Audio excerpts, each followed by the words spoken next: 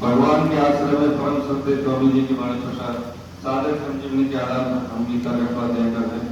मुझे लगता है पूरी स्ट्रेंथ नहीं है हमारी, है जितने लोग आते हैं तो इतने हैं नहीं। चलो हाँ रहेंगे, ठीक है। अध्याय 3.29 हो गया, ठीक है। एक निवेदन करना चाहते कि आप सभी के संघ के प्रताप से जो बाल संस्कार सलाह पिछले हफ्ते हुई वो बहुत सफल रही और मुझे लगता है आपने लास्ट में पहुंचे थे, बाकी तो फिर सभी उसके गवाह हैं। करीब 180 बच्चे थे सर, ठीक है। कुछ बच्चे ऐसे थे जो कि नहीं जा सकते थे लेकिन उनको लेके आए, आप सभी का सहयोग मिला स्पॉन्सरशिप के माध्यम से, है ना, तो सबको अच्छा लगा।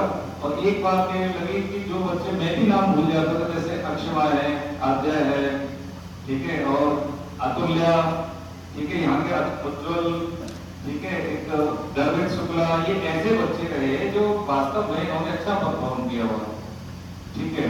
तो अब ये राष्ट्रीय जो सम्मेलन होगा गीता का, उसमें इन बच्चों को हम रखेंगे। 3.5 साल के बच्चों से लेकर 11-12 साल के बच्चे हैं, 150-200 लोगों में बोलते हैं तो बड़ा अच्छा लगता है और उनका कॉन्फिडेंस भी डेवलप होता है।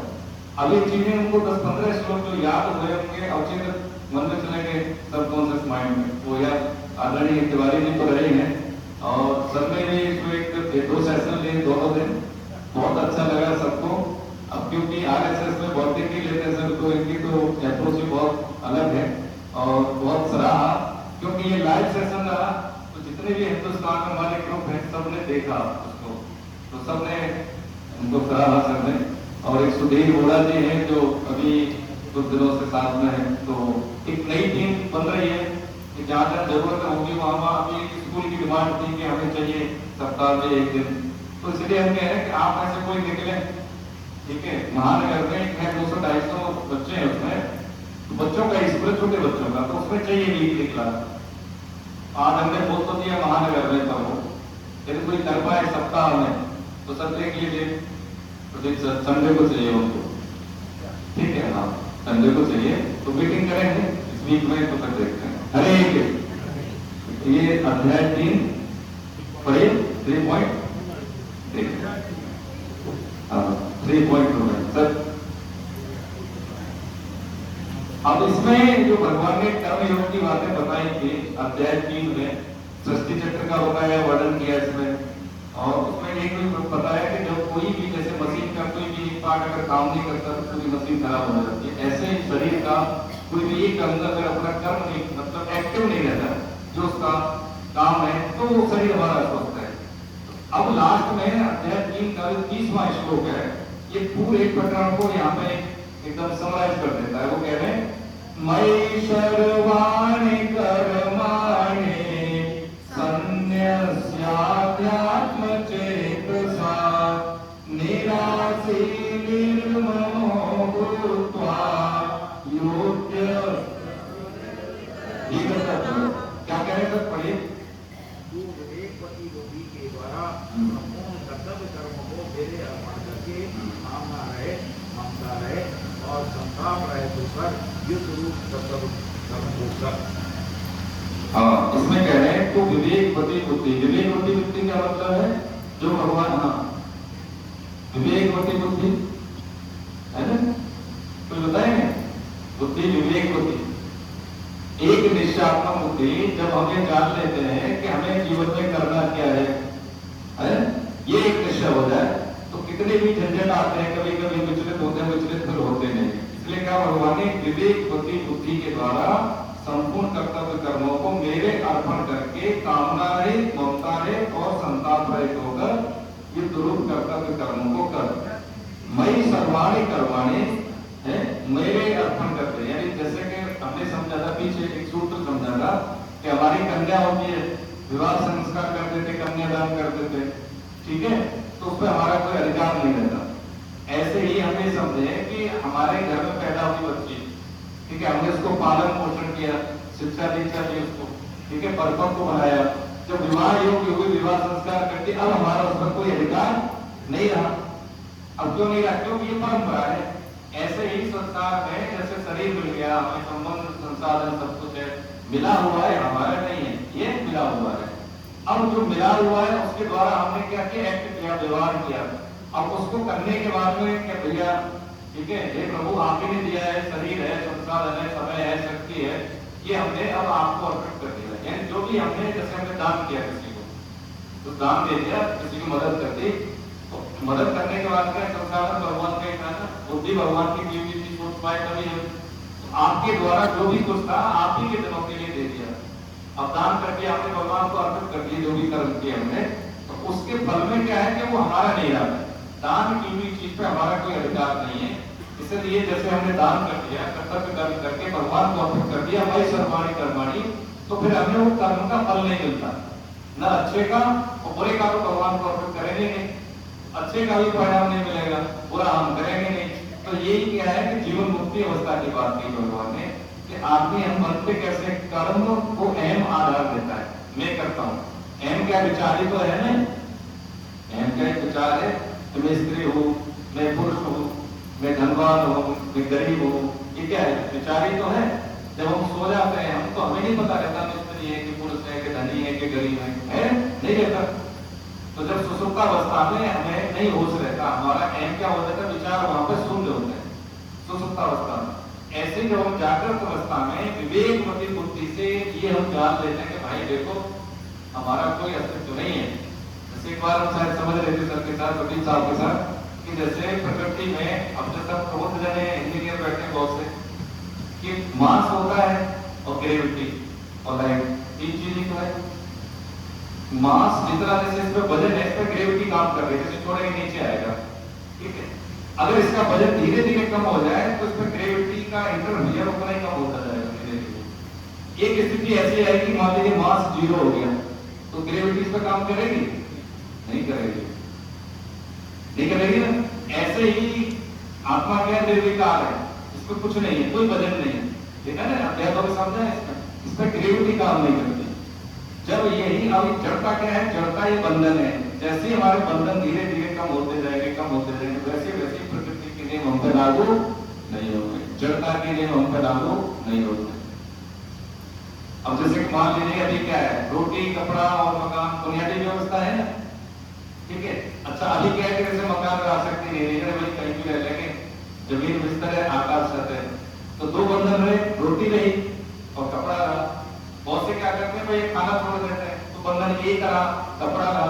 बहुत से दिगंबर अवस्था में रहते हैं कि हमारा भाई क्या है, दिशाई हमारे वस्त्र में, लेकिन विरक्त अवस्था में तो धीरे धीरे उसके बंधन छूट जाते हैं। तो उस पर प्रकृति के नियम लागू नहीं होते, बुखार आएगा कि ठंडी लगेगी कि लू लगेगी, नहीं लगेगी उसको। इसी को कहते हैं क्या कि जब हम जैसे जैसे हम जड़ता से यानी प्रकृति से संबंध विच्छेद होता जाता है, विवेक बुद्धि बुद्धि चार समझ रहे हो, विवेक बुद्धि बुद्धि वही है कि जो हमने जान लिया है मुझे करना है क्या जीवन में। समय तो ऐसे जा रहा है ना, 20 जून 2026 अब नहीं आएगी। आज मैंने क्या किया, एक 19 जून से बेहतर आज बना के नहीं मेरा साधन, ठीक है। गीता हम पढ़ रहे हैं, स्वाध्याय हम करते हैं, सब कुछ है हमारे पास, लेकिन फिर भी चिंतन हमारा अशुद्ध है। दूसरों की निंदा स्तुति, मेरा नाम हो, ये सब स्थितियां क्या है, हमारे साधन को खाने वाली है। कहा है ना भगवान ने, ये जो कामनाएं बहुत खाने वाली है। इसका मतलब यही है कि जितना भी हम साधन करते हैं ये क्या षड्रिपु है, काम क्रोध लोभ मोह मद मत्सर, ये सब खा जाते हैं, हमारे साधन को खा जाते हैं। अब ये अहम क्या है, यही अहम हमारे कर्म को आधार देता है, ये फलजनक बनाता है। अब जब आधार क्या दे रहा है, आधार ये जैसे एक चौकी पर ये सामान रहता है ना, ये तो आधार दे रहा है। ऐसे ही आम पे सारे कर्म टिके हुए, ये मैंने किया है, मैंने बहुत, मेरा नाम है। जैसे ये अहम का गलन होता है फिर कर्म को कोई आधार नहीं होता है। फिर कर्म क्या है, हमें वास्ते नहीं, फिर बोले हुए चने की तरह हो जाते हैं। तो कितने ही आप उपजाऊ जमीन में चने को बोल रहे बोले हुए, तो कभी अंकुरण नहीं देगा। वो कर्म करेंगे हम तब भी हमें वो कर्म वास्तेंगे नहीं, क्योंकि राग और उपदेश से हम अलग हो गए। यही बात कह रहे हैं, पूरे उपदेश को भगवान ने 30वें श्लोक में कंक्लूड किया कि मई सर्वाणि कर्माणि, मेरे जो भी सभी कर्म किए वो मेरे को अर्पित कर दे। 31वां श्लोक, 31 और 32 पढ़े लोग जी।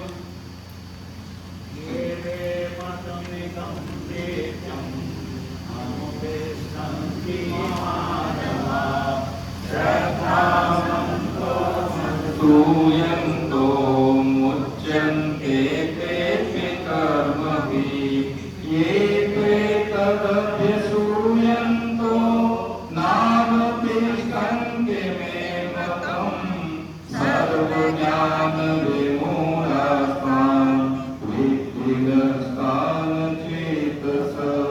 कह रहे जो मनुष्य पढ़े आप ही पढ़े, जो मनुष्य दोष दृष्टि से रहित होगा, श्रद्धा पूर्वक मेरे इस पूर्व श्लोक में वर्णित मत का सदा अनुसरण करते हैं, वे भी कर्मों के बंधन से मुक्त हो जाते हैं।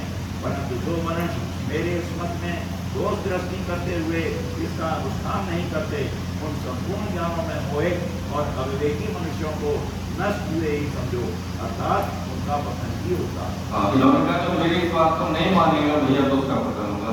ये कह रहे हैं कि जो मनुष्य दोष दृष्टि से रहित होकर श्रद्धा पूर्वक मेरे इस पूर्व श्लोक में यानी 30वें श्लोक में जो कहा है सभी कर्म मेरे को अर्पित कर दे, यानी इस मत का अनुसरण, अनुसरण का मतलब जो कहा जाए उसको करे नहीं, अनुकरण जो किया जा रहा है वो करे, अनुसरण जो कहा जा रहा है वो करे। तो ये अपने मत की पुष्टि कर दी भगवान ने कि भाई ठीक है जो मैं कह रहा हूँ उसको मान लो, अगर समझ में ना आए तो कोई बात नहीं, लेकिन मान लीजिए। कोई बात ऐसे नहीं समझ में आती, नहीं समझ में आती तो हम मान लें उसको, तो फिर हम बाद में जान भी लेंगे, ये कहा है। और आगे क्या है इसमें कि पेट पलट जाता है वहां से, हाँ, कि जो मनुष्य मेरे इस कोई बात नहीं मत में दोष दृष्टि करते हुए इसका अनुष्ठान नहीं करते, अनुष्ठान का मतलब है आचरण में नहीं लाते, दोष दृष्टि रखते हुए। अब हम देखें कि बहुत से ऐसे महापुरुष हुए हैं, दोष दृष्टि का मतलब है कि ऐसा कभी नहीं होता है, ये सब किताबी बात है, ऐसा कभी नहीं होता है। कई बार ये सब गीता की बात है तो कोई किताब में लिखी है, प्रैक्टिकल लाइफ में नहीं, ये दोष दृष्टि है ना, ये बात समझने की है। ये कह रहे हैं दोष दृष्टि, जैसे कि दोष दृष्टि युधिष्ठिर ने रखी ना कि महाराज भगवान और ठीक है लेकिन कैसे झूठ बोल दो, अश्वत्थामा मारा गया, दोष दृष्टि तो है, ठीक है। उन्होंने कहा गंगा पुत्र भीष्म से, ठीक है, कि भाई देख लीजिए माता ने बोली है तुम्हें कहते हैं हमारी प्रतिज्ञा है, हम कैसे विवाह कर लें। एक्चुअली क्या है कि जब तक हम किसी मत में एक दिन जैसे यहाँ पे थे या वृद्धाश्रम में तो गायत्री परिवार वाले संचालित करते तो क्लास हो रही थी, वो ऐसे सब बैठे थे। एक वहाँ पे परिवार आया तो वहाँ पे जैसे ना प्रत्येक श्री राम शर्माचार्य महाराज जी की विग्रह थी, वहां पे आके वो जोर जोर से स्तुति गाने लगे। अब अनुष्ठान है, ठीक है, बुरी बात तो नहीं, लेकिन जब सत्संग हो रहा है वहां पे कुछ भी हम करें अलग से डिस्टर्बेंस हो तो दोष लग गया। बात तो ठीक है, अपनी स्तुति कर रहे, ठीक है, मंदिर है, आप जैसे यहाँ पे आए उस दिन भी तो ऐसा ही हुआ कि घंटी जोर से बज रही है, ये देखा जाए तो दोष है। भगवान की आराधना तो है कहने में, लेकिन जो व्यक्ति सत्संग कर रहे हैं, भगवत चर्चा हो रही है, वहां पे डिस्टर्बेंस हो रहा है, वो पूजा नहीं है, हमने दो सर्जन कर लिया। यही है दोस्त दृष्टि, जो कहा जाए वो कर लें। अनुष्ठान का मतलब ये है कि हम अपने को लगता है हम पूजा करने के लिए आए, तो हम पूजा करें, दूसरा का क्या कर रहा है हमें क्या लेना देना, ये प्रॉब्लम है ना। समझने की बात यह है कि जो हमें मान्यता मिली है, जो सोचाचार है, सोच विचार है, हमारे किसी व्यवहार से किसी को कष्ट होता है तो वो पूजा नहीं होती, भगवान उससे कैसे प्रसन्न हो जाएंगे। एक बार राधा बाबा और भाई जी महाराज कहीं जा रहे थे, संक्षेप में समझ रहे, तो क्या हुआ कि वो राधा बाबा पीछे थे, ठीक है, तो गधा, गर्मी के रहते ही गधा जो है एक घायल अवस्था में था, उसमें मक्खी लग रही थी, ऐसा लग रहा था इसके प्राण निकल जाएंगे जल्दी। तो वो राधा बाबा इतनी बदबू आ रही थी उसके शरीर से, गधे के शरीर में, उन्होंने इस गधे को क्या किया, जंगे में बैठाया और अपना अचला उतार के उसको मक्खी हटाई और उस पर डाल दिया और कीर्तन करने लगे धीरे धीरे। अच्छा, वो आगे निकल के भाई जी महाराज ने बाबा इकट्ठे करते वो पीछे, तो कहते वो हम नहीं जाएंगे, पहले हम इसको मुक्ति कराएंगे, ये जीवात्मा शरीर से निकलने वाली है, ऐसे हमारा जाएंगे। वो भी बैठ गए। अब देखिए उस गधा शरीर में उसका कितना बड़ा पुण्य रहा होगा कभी का, कि ऐसे दिव्य आत्मा उसके अंतिम समय में उसके शरीर को जंगल पे रख के और सहरा रहे, गधे के सिर पे हाथ रख के और कीर्तन कर, शरीर पूरा हो गया, फिर चले।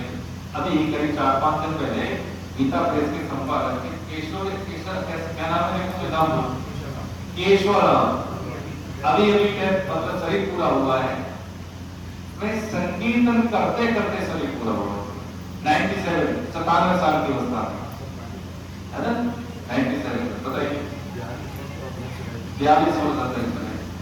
अब ये एक दिन में नहीं होता है, जीवन का इसे विवेकवती बुद्धि, क्या समझ रहे हैं, विवेकवती बुद्धि।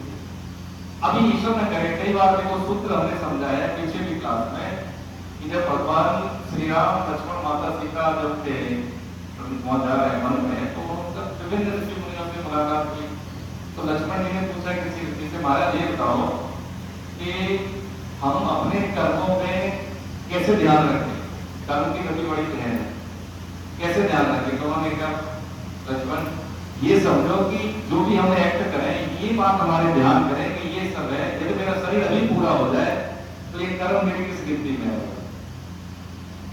ये शरीर हमारा अभी पूरा हो जाए तो ये कर्म मेरा किस गिनती में है। तो आप कभी गलती से भी गलती नहीं करो, ये सावधानी बताइए। हमें लगता है हमारे पास बहुत समय है, किसी को होता है, कभी लगता है कितना ही मैं बीमारी किसी को, लेकिन लगता नहीं कि हमारे पास कम समय है। अच्छी बात है, गलत बात नहीं, लेकिन सतर्कता ये होनी चाहिए कि जब हम यहाँ से जाएं तो उस जाने की परंपरा क्या है कि तस्मात् सर्वेषु कार्येषु मां मनुस्मरेत्, यही तो जो महाराज जी का शरीर पूरा हुआ उनका, तो 24 घंटे नित्य निरंतर कई सालों का उनका ये अध्यवसाय का उपयोग था कि वो नाम लेते थे। जैसे बात है, मैंने खाना बना रहे तो भगवान का नाम लेते हुए, नौकरी पे जा रहे हैं, ड्राइव कर रहे हैं तो नाम तो ले सकते हैं। ये धीरे धीरे मन को हैबिट पड़ जाएगी, ये इसमें मन अवचेतन मन में चला जाएगा कि हमारी जबान चलती रहेगी, बाथरूम में जाएंगे नाम में कोई सोचा नहीं, नाम तो कभी भी ले सकते हैं, और ये नाम ही हमें उतारता है। कितना ही कैसे शब्दों का ज्ञान कितना ही कर ले, भारत महाभारत जो भी हम पढ़ ले, अंत में बसता ही नाम है। क्या आता है कि नाम की स्मृति, ये बोध होता है हमें कि बगैर नाम के, बिना नाम के कुछ है नहीं। जब तक नाम है तब तक नाम ही है, और जब तक नाम ही है तब तक हमें कोई डर नहीं है का ये। तो ये जो सत्संग से क्या सुमिरन में मन ठहरता है, और सत्संग से सुमिरन में मन ठहरेगा तो अंतःकरण शुद्ध होगा, जैसे अंतःकरण शुद्ध होगा वो कर्म नहीं में सेवा होती है। ये क्रम है सत्संग, सुमिरन और सेवा। सेवा के बदले सेवा कुछ नहीं है, सेवा के बदले सेवा। अपन जो सेवा के बदले सेवा है तो समझ लीजिए जिसके लिए हम काम कर रहे हैं, जिसके हमें वो हमारा ध्यान रखता है, कोई दिक्कत नहीं, उसको कोई कमी रहती नहीं, किसी भी करनी। लेकिन हाँ ये है कि मई सर्वाणी कर्माणि, जितने भी कर्म है हम इनको अर्पित करते हैं, यही भगवान का ध्यान। ठीक है, तो ये तो बताया कि इस मत में कोई यदि कोई है ना कभी अपना मत लगा देता है, तो कितने ही हम विद्वान हो जाए, कितने ही हम जैसे युधिष्ठिर जी, अब उनको भगवान के मत में क्या हो गया, ये तो दो दृष्टि हो गई नहीं का, तो उनका क्या पूर्ण निश्चय हो गए, तो उनका रथ जो जमीन से ऊपर चलता था वो नीचे चलने लगा और उनको नरक के दर्शन भी करने पड़े।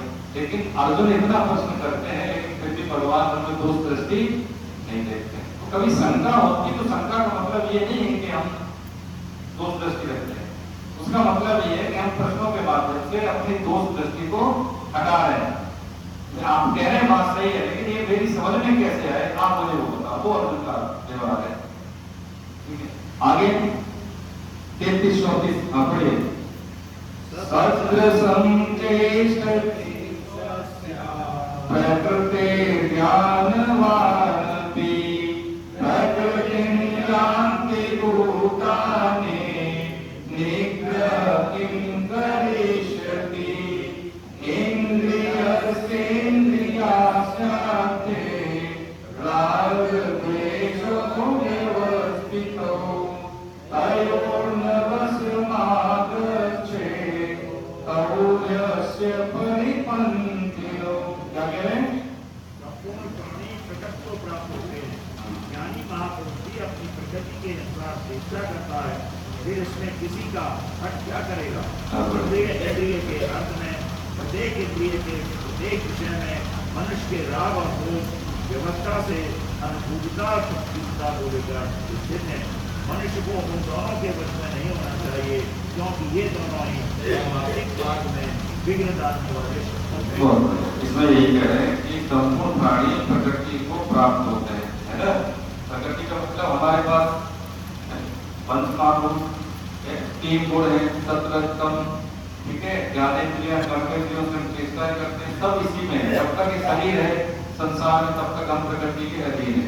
ठीक है, शरीर कितना ही विद्वान हो, मतलब शरीर के द्वारा आप कितना ही विद्वता अर्जित कर लें लेकिन रहेंगे प्रकृति के अधीन। ठीक है, ये स्वभाव है, शरीर का ये धर्म है। ठीक है, ऐसा नहीं कि जैसे मान लीजिए कोई व्यक्ति तो माता पिता के द्वारा मिला हुआ संस्कार होता है, जो होता है हमारे पूर्व जन्मों का। ठीक है, उसमें संस्कार किसी का ऐसा होता है तो वो कोई होता है, लेकिन वो विद्वान हो गया। जैसे मान लीजिए एसी है, बिजली है, उसमें उसका स्वभाव क्या है, ठंडा करना। ऐसे हीटर है एक ही बिजली लेकिन स्वभाव क्या है, गर्म करना। ठीक है, वो स्वभाव उसका रहेगा, उस स्वभाव को हम नहीं बदल सकते, मूल को। उस स्वभाव में अशुद्धता है, उसको हटा सकते हैं, ये स्वतंत्रता सबको है। लेकिन जो मूल स्वभाव है उसको हम नहीं बदल सकते। या थोड़ा सावधानी से समझे, भाई कह रहे थे संत दुर्वासा ऋषि बड़े क्रोधी थे, लेकिन उनका स्वभाव तो तामस, एकदम से क्रोध आता था, एकदम से क्रोध आता, सभी लोग डरते थे उनसे, राजा महाराजा की क्रोध न होने। लेकिन क्या है, वो भगवत भक्त थे। इसमें क्या है, अशुद्धता ऐसे एक गुण है कि जो हमारे पूरे किए हुए पर क्या कर देते, पानी कर देते। अशुद्धता क्या है, राग द्वेष।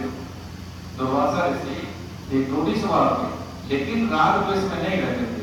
कभी कभी क्या है कि यदि भगवान की शरणागति में यदि कोई कमी आती है और उसमें क्या करते हैं, हम अपना एक महत्व रख लेते हैं। मैं सन्यासी, जैसे अम्बरीश राजा दुर्वासा ऋषि का प्रकरण बताया ना सबको, है ना, उसमें उनका पतन होता है। वो गृहस्थ है जबकि वो विरक्त है।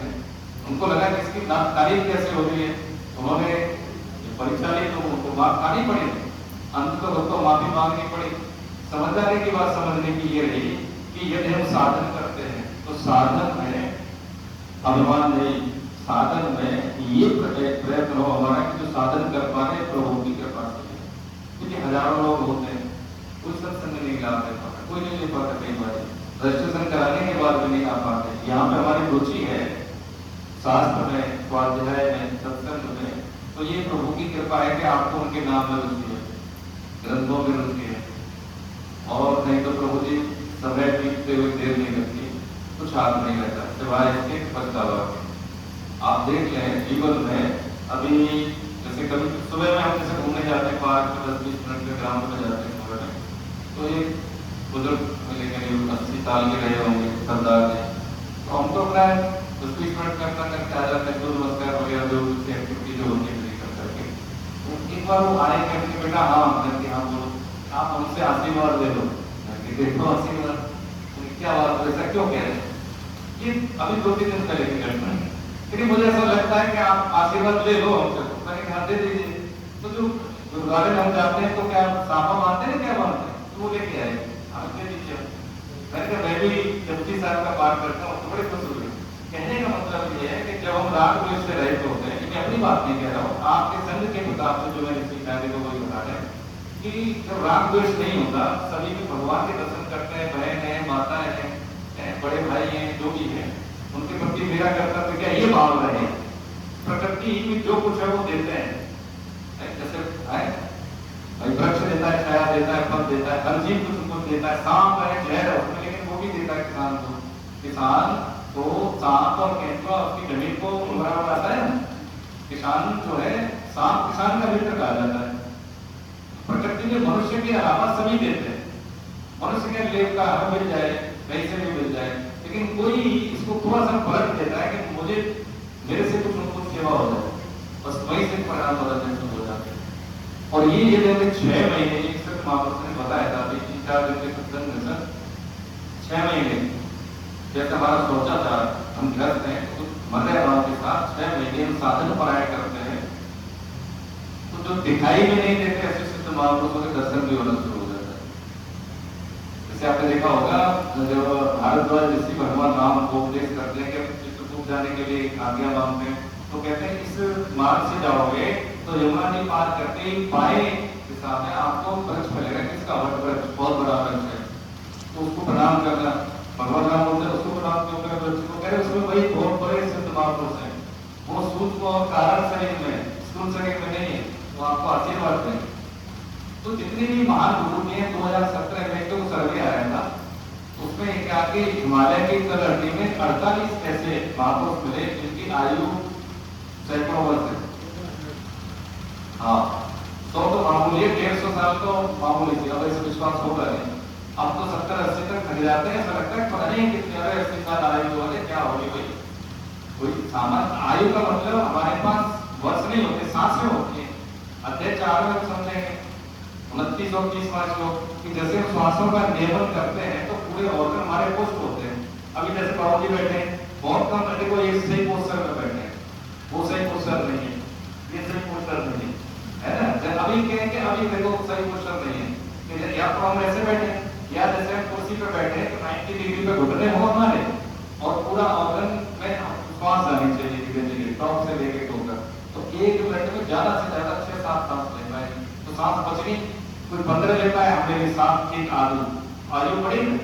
देवरा बाबा 24 घंटे में 3 घंटे आयु बढ़ती, इसी वजह से बढ़ती कि ये श्वास किसी को क्या कहा है, ये यज्ञ की संज्ञा थी भगवान। श्वास लेना भी एक यज्ञ है, श्वास लेने का तरीका भी बताया गीता में। 700 सूत्र है और हर सूत्र मूल्यवान है। अब जैसे हम बैठ के देखें, अभी हमारे जो जवान है वो ताबू ऊपर नहीं लगी होगी, ताबू ऊपर वाले तो कहीं ना कहीं उलझन है, कहीं ना कहीं हमारा चित्त है। जब जवान हमारे नीचे वाले में आ जाते हैं तो हम कैसे होते हैं? स्थिर होते हैं, रिलैक्स होते हैं, कहीं नहीं होते, वही होते हैं जहां बैठे करके देखे। तो 15 मिनट का इस तरह से ध्यान श्वासों के साथ लेना 6 घंटे की नींद के बराबर है। इसलिए लोग टाइम बचा लेते हैं।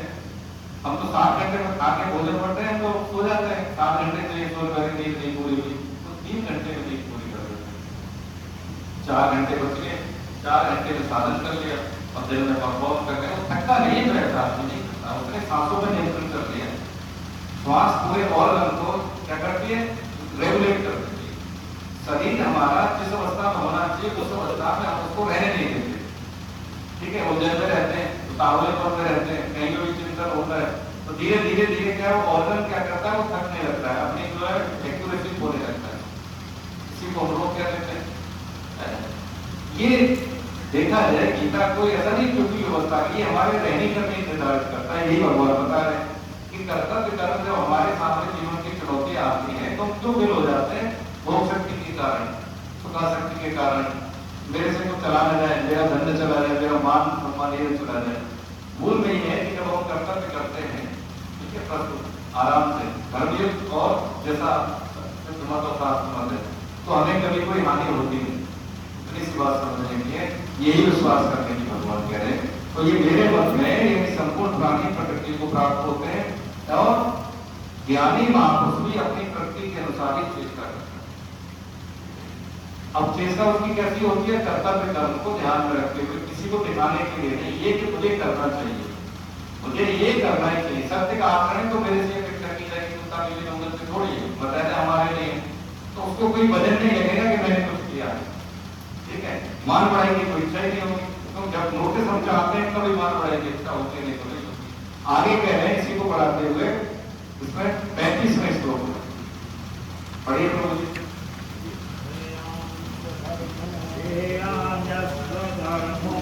सभी पढ़े श्रेयान् स्वधर्मो विगुणः परधर्मात् स्वनिष्ठिता। आगे स्वधर्मे निधनं श्रेयः परधर्मो भयावहः।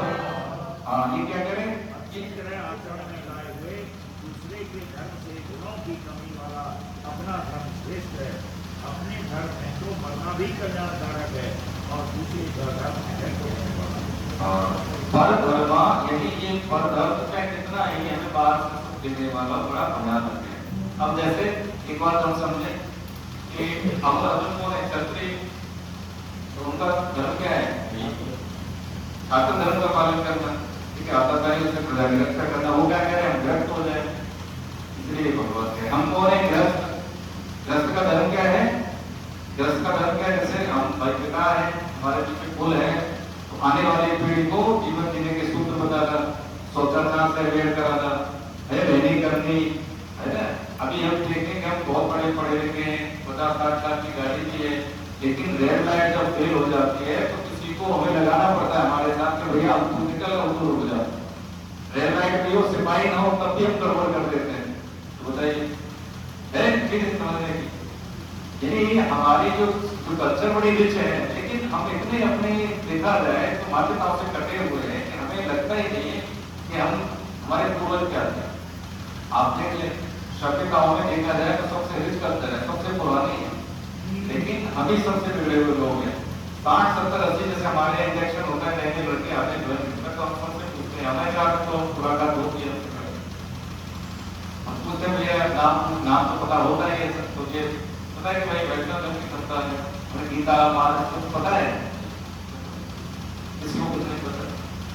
एक भी ऐसा नहीं मिला अभी तक कोई के काम में गीता का एक हो गया। बीटेक होल्डर होते हैं, इंजीनियर होते हैं, जैसे मेडिकल होते हैं, या इंजीनियर पास आउट होते हैं, मतलब पीजी वाले बच्चे होते हैं, किसी को नहीं पता है, ठीक है। अब कोई ऐसे मुस्लिम परिवार से आता है बच्चा, उसको पता होता है हमारे लिए वैष्णव ये बात है कि किसकी कर्म में देखो कि हमारी कर्म। अभी हमें लगता है कई बार हमसे कहने के बारे कहाँ गीता गीता के चक्कर पड़े रहते हैं, तो ऐसे कहते हैं गीता गीता के चक्कर पड़े रहते हैं, कहाँ इस नंबर में हमारे ऑफिस में भी कहते हैं। अब हमें लगता है कि ठीक है, वो हमें पागल समझते हैं, हम उन्हें पागल को नहीं समझते, हम कहते हैं भगवान इनकी बुद्धि शुद्ध करे भाई, क्या करें। ये बताइए कि जो बालक हमारे साथ रहा 20-25 साल, उसको हमने कुछ नहीं सिखाया, ये हमारा कर्तव्य कर्म है। इसलिए पर धर्म में तो हम उसका राज्य भी मिल जाए, पर धर्म में तब भी वो भयानक है, लेकिन अपने धर्म में हमें कष्ट मिले तब भी वो उन्नति कारक है। ये जब कर्तव्य कर्म करते हुए हमें कष्ट होता है तो हमारे लिए वही बढ़िया है। कुंती माता यही तो मानती है, कष्ट दो। जब भगवान हमें जैसे अनुकूलता है होती तो लगता है कि प्रभु की कृपा ये होता है, मान्य सामान्य धन धान्य संपन्न है, बिजनेस ठीक है, बच्चे सब अपनी जगह सेटल है ना। सेटल हमका समझते नौकरी है, व्यवसाय है, सेटल हम लोग समझ लेते हैं, लेकिन किस तरह से सेटलमेंट है ये हमें कोई मतलब नहीं। सेटलमेंट का मतलब है कि सुबह का उठना, रात का सोना, पत्नी के साथ कैसा व्यवहार करते हैं, माता पिता के साथ कैसा व्यवहार करते हैं, उसमें कोई दोष है तो वो सेटलमेंट नहीं है, वहां पे फिर हमें इंटरफेयर करने की आवश्यकता है। और ये जीवन के आरंभिक काल में हो जाए बच्चों के साथ तो बहुत जरूरी है ना। रामया मिश्रा, ये सर आरडी मिश्रा साहब की बेटे की बेटी होती है बच्ची, हमने उसमें दिया जैसे कि 2 दिनों में बच्चों ने क्या सीखा। जैसे पहले दिन आए बच्चे, शाम हो गई चले गए, हमने शाम को बोला उनको कि आज जो तुमने सीखा है उसको अपने शब्दों में लिख के डालना, थोड़ा सा अप्लाइड अप्रोच रखिए हमने बात में, बच्चों का इंटरेक्शन हो। तो उस लड़की ने, बच्ची ने मतलब बहुत अच्छा रहेगा, जो वास्तव में होना चाहिए। जब कोई व्यक्ति बिना किसी तैयारी के अपने विचारों को आधार देता है, इसका मतलब है उसके सबकॉन्शियस माइंड में वो चीज है पहले से। अब हो गया इनका काम हो गया ना, आपको बोनस में गई भाई। जब बच्चे ऐसे हो गए तो हो गया काम ना, अब क्या करना। ऐसा बालक कभी कुछ समझ में नहीं आएगा। जिस परिवार में वो बच्ची जाएगी, ठीक है, जिस जॉब में वो बच्ची जाएगी, सबको प्रभावित करेगी अपने व्यवहार से। यही कमाई है और क्या कमाई है। हमारे सिर पर थोड़ी लिखा है कि कितने पैसे वाले हैं, क्या पढ़ाई की है हमने, क्या जॉब करते हैं हम। जैसे ही एक शब्द बोलते हैं वो दूसरे को प्रभावित कर देता है। यही भगवान यहाँ पे कह रहे हैं कि श्रेयांश धर्मो है विगुण पर धर्मान निष्ठकार, यानी पर धर्म जो है नष्टकार है। भैया स्वधर्म है, अपने धर्म में तो मरना भी श्रेष्ठ है। इससे स्वर्ग की प्राप्ति हो जाएगी, जीत जाएगा तो हार जाएगा तो स्वर्ग की प्राप्ति जीत जाएगा तो रात होगी ना, इसमें नुकसान तो कभी है ही नहीं। जाना तो है संसार से, कैसे जाते हैं ये बस शिवाजी साहब ये बहुत जरूरी है। इस दुनिया से हम कैसे जाते हैं, ये जो परफॉर्मेंस है इसमें प्ले रोल कर रहे हैं हम सभी। पर्दा गिरने में देर नहीं लगती। जब तक हमने एक रोल किया है वो कैसे किया है, बच्चों के साथ, पत्नी के साथ, भाई भौजाई, समाज में, देश के प्रति, यही मायने रखता है। यही रोल है बस, और कुछ नहीं। खेल है ये, कर्म खेल है। एक समय में नहीं था शरीर, एक समय के बाद नहीं रहेगा। बस इसी को हमें खेलना है, अच्छे से खेलना है, दूसरे को खेलना है। आगे इसको समझते हैं। हरे कृष्ण। 31 और 32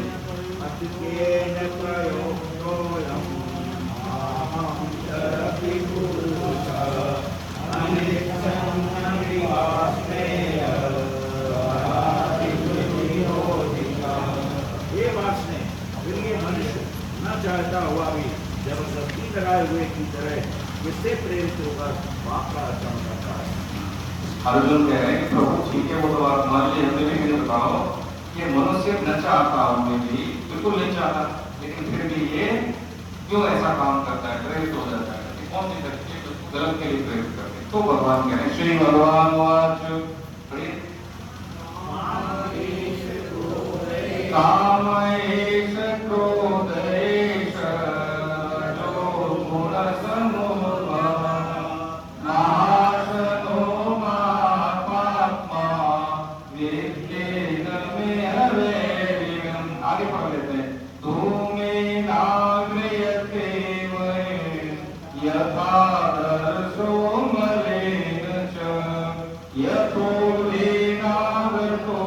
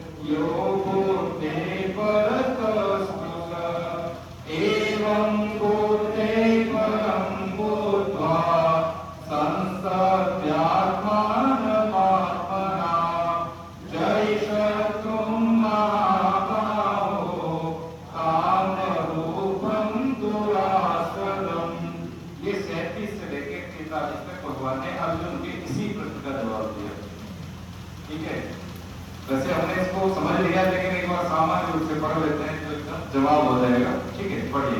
श्री भगवान वाच में रजोगुण से उत्पन्न यह काम अर्थात कामना ही पाप का कारण है।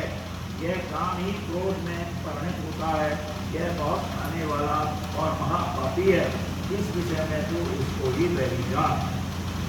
जी कह रहे हैं कामना ही पाप का कारण है। रजोगुण क्या बताया भगवान ने? रजोगुणी, कि हम तभी किसी कार्य को करेंगे जब इससे हमारी भोग इच्छा की या कोई भी कामना की पूर्ति हो। तो जैसे कहा ना, ऐसा कौन सा कारण है कि हम चाहते हुए भी, हम नहीं चाहते हुए भी गलत करता दे रहे? तो क्या बताया? रजोगुण यानी कामना। ये कामना का मतलब होता है नवम नवम, नए नए भोगों की इच्छा। अभी मेरे पास 1 करोड़ है तो 2 करोड़ कर ले, जो होता है कई बार हम किसमें निवेश कर दें। हम ऐसा क्या करते हैं, अभी हमें कम जानते हैं, ज्यादा लोग जानते हैं, होता है ना। अभी मेरा बेटा ऐसा है, इसको ऐसा हो क्या करवा दें कि और ये ज्यादा कुछ बड़ा कुछ कर दे, ठीक है। तो इससे क्या होगा कि मेरा नाम होगा कि मेरा बेटा है, होता है चीजें। यानी कोई भी कार्य हम तब करें जिससे स्वहित हो, इसी को कहते हैं कामना। नवम नवम तृष्णा होती है भोगे हुए भोगों की इच्छा। कामना और तृष्णा में यही थोड़ा सा कुछ अंतर है। दूसरा आगे कह रहे हैं, जैसे धूल से अग्नि और मैल से दर्पण ढका जाता है तथा जैसे जेल से गर्भ ढका रहता है, ऐसे ही उस कामना के द्वारा यह ज्ञान अर्थात विवेक ढका हुआ है। हे कुंती नंदन, इस अग्नि के समान कभी तृप्त न होने वाले और विवेकियों के कामना रूप नित्य वैरी के द्वारा मनुष्य का विवेक ढका हुआ है। इंद्रियां, मन और बुद्धि इस कामना के वासस्थान कहे गए हैं। यह कामना इन इंद्रियां, मन और बुद्धि के द्वारा ज्ञान को ढककर देहाभिमानी मनुष्य को मोहित करती है। और देखिए इसमें ऐसे समझे कि कामना के स्थान बताए भगवान ने। दूसरा हम जैसे देखने में समझे तो उसका मतलब क्या है कि आंख द्वारा हम देख रहे हैं, आंख द्वारा देख रहे हैं, लेकिन आंख हम देख पा रहे नहीं देख पा रहे, आंख से देख रहे। अब इसका मतलब है कि हम देख पा रहे हैं, तो इसका मतलब है आंख हमारे है। आंख हम देख नहीं पा रहे लेकिन आंख के द्वारा देख रहे हैं। अच्छा, आंख कब देख पाएंगे हम? कोई हमें शीशा दिखा दे। ऐसे ही है कि हम सब ईश्वर का ही अंश है, दिख रहे भगवान है, लेकिन अब ये कैसे देखे? ये कैसे देखे कि जब हम साधन परायण होते हैं, जब हमें कोई स्वरूप का बोध करा देता है, तब हम अपने स्वरूप को देख पाते हैं। भगवान की बात हम नेपथ्य में छोड़ दें, हमसे करके कि हमारा स्वरूप क्या है। तो जैसे हमारी आंख है, हमारी आंख हमारी हम देख नहीं पा रहे लेकिन आंख के द्वारा देख रहे हैं। ऐसे ही जब हम कोई हमें शीशा दिखा देता है तो आंख दिखाई देती है। ऐसे ही कोई महापुरुष हमें स्वरूप का बोध करा देता है तो हम अपने आप से परिचित हो जाते हैं। इसी को कहते हैं बलवत्ता।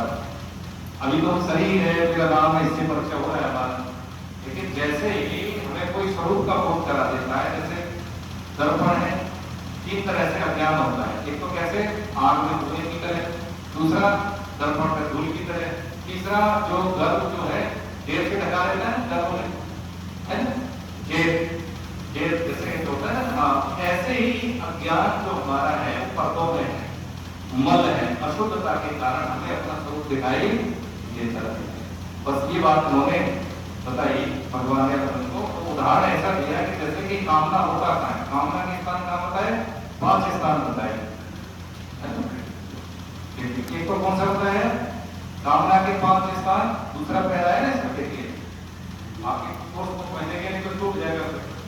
इसमें से प्रश्न आते हैं, तो आपका असाइनमेंट होता है, इसमें से आते हैं। अब बोल के चले जाएंगे, याद नहीं आएगा, लेकिन जब आप देख लेंगे तो आप डिजाइन कर देंगे। कामना के स्थान है, काम के 5 स्थान बताए गए। किताब में से पढ़ रहा हूँ। कौन कौन से? इंद्रियों के विषय अर्थात पदार्थों में, ठीक, शब्दरूप प्रसन्न स्पर्श, ठीक। दूसरा क्या है? इंद्रिय, मन और बुद्धि और अहम, ये 5 है कामना के स्थान। लेकिन प्रकट का होता है इन जगह पे होता है, काम काम प्रकट होता है इन 5 जगह पे। लेकिन काम की स्थिति कहाँ है? काम की स्थिति यह है, इसको बोलते हैं जैसे हम जड़ और चेतन, इस शरीर में से भगवान का जीवात्मा निकल जाता है तो जड़ हो जाता है, जड़ित हो गया शरीर। अब ये जड़ और चेतन जहाँ पे मिक्स होते हैं, जिसको कहते हैं चित्त जड़ ग्रंथि, उसमें ये काम स्थित होता है, ऐसा शास्त्रों में कहा जाता है। तो जैसे प्रश्न आ जाता है कभी, काम की स्थिति कहाँ है? तो चित्त जड़ ग्रंथि में। प्रकट का होता है 5 जगह पे, ठीक है। ये भगवान ने अर्जुन का एक प्रश्न दिया कि हम न चाहते हुए भी कामनाओं में या गलत कार्य में क्यों हम संलग्न हो जाते हैं। हरे कृष्ण। अंत में कितना समय है? 2 4 मिनट, ठीक है। तो समापन करिए 41, 42 और 43। इसमें कह रहे हैं, पढ़िए लोग, कोई भी माता जी की इसलिए हे भरत वंशियों में श्रेष्ठ अर्जुन, तू सबसे पहले इंद्रियों को वश में करके इस ज्ञान और विज्ञान का नाश करने वाले महान पापी काम को अवश्य बलपूर्वक मार डाल। इंद्रियों को स्थूल शरीर से पर यानी बड़ी श्रेष्ठ सबल प्रकाशक व्यापक तथा सूक्ष्म कहते हैं। इंद्रियों से परे मन, मन से भी पर बुद्धि और बुद्धि से भी पर वह काम है। इस तरह बुद्धि से पर काम को जानकर अपने द्वारा अपने आप को वश में करके वे महाभाव क्यों इस कामरूप को को मार डाल।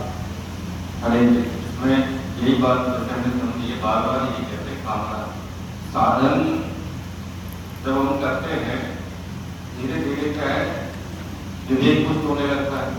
जब विवेक पुष्ट होता है तो फिर क्या है कामना हमारी अपने आप स्वतः ही विवेक के पुष्ट होने से उसका असर फिर हम पे रहता नहीं। सूक्ष्म कामनाएं क्या रहती है, जैसे शब्द रूप रस गंध, इस पे हम थोड़ा थोड़ा सा साधन से इस पे हम क्या करते हैं विजय पाने की चेष्टा करते हैं, कुछ कुछ हम पा भी लेते हैं। लेकिन जो सूक्ष्म कामनाएं रहती है जैसे मान बढ़ाई आराम, ये तीन है, ये बड़ी मुश्किल से जाती है। मान नहीं जाता कि हमें लोग जाने, बढ़ाई हमारी लोग तारीफ करें, और सुख बुद्धि जिसे कहते हैं आराम, ये थोड़ा सा बहुत कष्टकारी होता है इसमें थोड़ा। ठीक है, जैसे घोड़ा देखा होता, घोड़ा कंट्रोल करना है, बस ये समझ लेते इस भाव को। घोड़ा कभी भी बैठ के नहीं सोता है ना सर, सोता है तो खड़े खड़े सोता है। वो जानता है कि जो काम मैं कर सकता हूं कोई और नहीं कर सकता।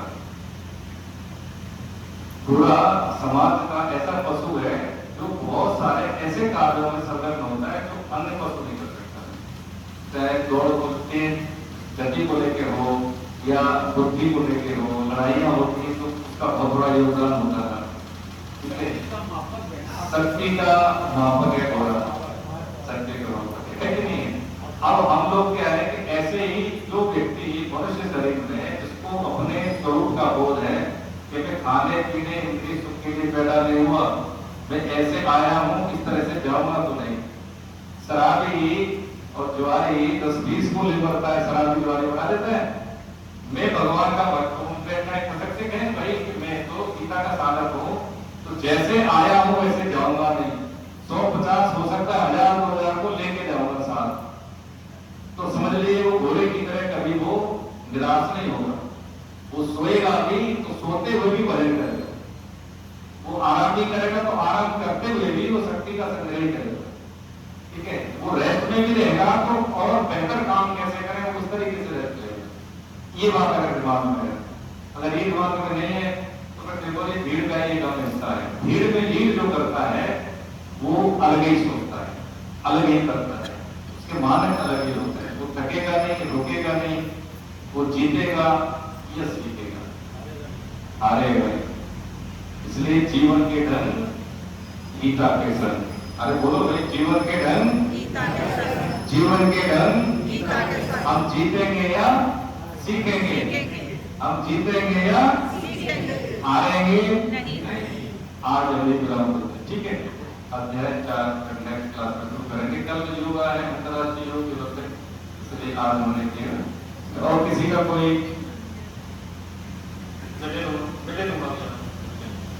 कोई शंका कुछ ऐसा कोई प्रश्न हो किसी का, कोई छूटा है कुछ उनसे?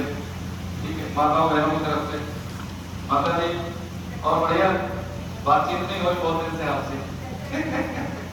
जी माता जी,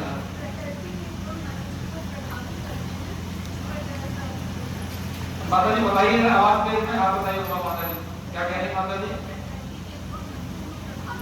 प्रकृति के गुण मनुष्य को प्रभावित कैसे करते हैं? प्रकृति के गुण, एक तो माता जी का शरीर धर्म है हमारा, ठीक है। प्रकृति के गुण इसलिए प्रभावित करते हैं क्योंकि प्रकृति से परे तो हम है नहीं। ठीक है, मैं को माता जी प्रणाम, भगवान आपको स्वस्थ रखे, तो आप मुझे आशीर्वाद देंगे। यदि मेरा व्यवहार अनपेक्षित है, उपेक्षित है आपके प्रति, तो आप आशीर्वाद नहीं देंगे।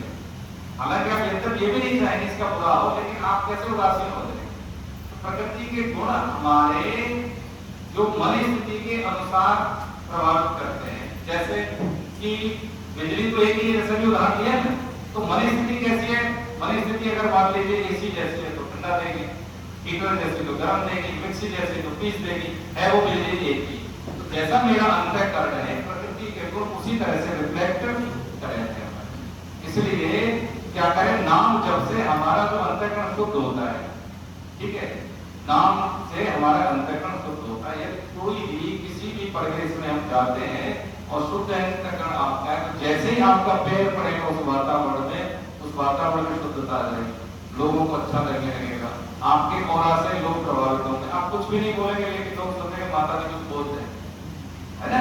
ये प्रभाव कैसे करते हैं, तो ये मैग्नेटिज्म है, सिद्धांत है प्रकृति का। औरा हमारा कैसे बनता है, जब हम सत्संग करते हैं तो हमारा क्या होता है, आध्यात्मिक बल हमें बढ़ता है, और जैसे ही हम राग द्वेष करते हैं, किसी की निंदा स्तुति करते हैं, तो हमारा जो है आध्यात्मिक बल क्षीण होता है। समझ लीजिए, आप सत्संग में रहेंगे अभी अच्छा लगेगा, हल्का लगेगा, आत्मिक आध्यात्मिक बल हमारे आप जो व्यक्तित्व में एडिशन हुआ। लेकिन जैसे ही हम नेगेटिविटी में जाएंगे, गलत अप्रोच करेंगे, या हम करेंगे भी नहीं, गलत वातावरण में बैठेंगे, तो हमारा जो आध्यात्मिक बल क्षीण होगा। इसलिए संग भी हमें गलत नहीं करना चाहिए। हमें क्या करना है, कैसे वातावरण में रहना है। इसलिए हम क्या करते हैं, कभी जैसे गौशाला वर्कशॉप कर ली, सप्ताह में गीता क्लास हो गई, एकादशी संकीर्तन हो गया। संसारिक कारण बहुत है, बहुत बुद्धि के, लेकिन आध्यात्मिक कारण हमें बनाने पड़ेंगे। इसलिए यहाँ पे एकाकी नहीं कि केवल गीता क्लास। ये देखिए, एक बात आपके चरणों में निवेदन करें, इसमें हमारा कोई ऐसा कोई रोल नहीं है। हमने तो जो सिर्फ महापुरुषों से वैज्ञानिक दृष्टिकोण के आधार पर उन्हीं की कृपा से हमने जो पीपीटी बनाई, जो कोर्स डिजाइन किया, उसके बारे में कहें। 1 साल का कोर्स करने के बाद आप स्वमूल्यांकन करें, अपना एवोल्यूशन करें, तो आप कहीं पहुंचेंगे। क्लास गीता की तो होती होंगी कहीं पे भी, हम उनकी अवहेलना नहीं कर रहे, करना भी चाहिए, लेकिन कोर्स रूप में क्लास होना ये कहीं हमें लेके जाता है, पक्की बातें लेके जाएगा। जब आप इस आधार पे स्वाध्याय हम करेंगे, कहीं पे भी हम कुछ वचन बोलते हैं तो कोई भी सिद्ध महापुरुष को काटेगा नहीं, क्योंकि उन्हीं के वचनों का ये इवैल्यूएशन किया हुआ है, हम उसी को पढ़ रहे हैं। तो कभी गलत नहीं कहेगा कि आपका सिद्धांत कहां से पढ़ा है, ऐसा नहीं। ये सिद्धांत वैलिड है। जैसे अध्याय 4 में समझेंगे ज्ञान के जो परंपरा, और 4 यूनिवर्सिटी हमारे वैष्णव संप्रदाय के, एक तो क्या है, वैष्णवी संप्रदाय है, ब्रह्म संप्रदाय है, निर्माण संप्रदाय है, और कौन सा है, एक और रहेगा जो भूल गया, चौथा है रामानुज। श्री में उसी में तो आ गए। तो ये 4 जो संप्रदाय जितने भी उनसे सब निकले हुए, 4 यूनिवर्सिटी होते हैं, एमबीए करेंगे तो उस यूनिवर्सिटी करेंगे, तो अफिलिएटेड कहां से सब्जेक्ट करते हैं, ऐसे ही। तो ये वैलिड है, आप इसको करिए। 1 साल की 10 महीने का कोर्स है, उसके बाद देखेंगे आप अच्छे बुरे में भेद स्पष्ट हम कर पाएंगे। विवेक के आधार में मानवता को हम अलग से समझ पाएंगे। हरे कृष्ण। गोविंद जय जय गोपाल जय जय गोविंद जय जय गोपाल जय जय राधा रमण हरि गोविंद जय जय राधा रमण हरि गोविंद जय जय गोविंद जय जय गोपाल जय जय गोविंद श्री राधा रमण हरि गोविंद जय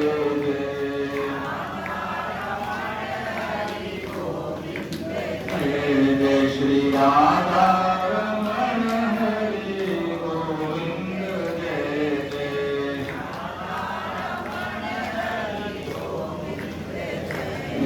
नाम संकीर्तन यश सर्व पाप प्रणाशनम प्रणामो दुःख शमनस्तम नमामि हरिं परम। बोल भगे बिहारी लाल की, राधा गोविंद देव सरकार की, अपने अपने गुरु भगवान की, श्याम रामचंद्र की, पवन सुत हनुमान की, उमापति महादेव की, सब देवी देवताओं की, सब संतों की, सब भक्तों की, अनंत कोटि वैष्णव वृंद की, दर्श पुण्य आत्माओं की आज